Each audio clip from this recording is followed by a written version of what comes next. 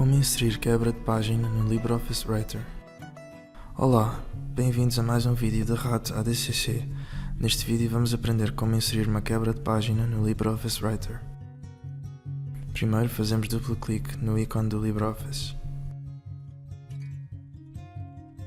Clicamos em Documento do Writer para abrir um novo documento. Abrimos o menu Inserir. Selecionamos a opção Quebra de página. Podemos ver que foi inserida uma página nova.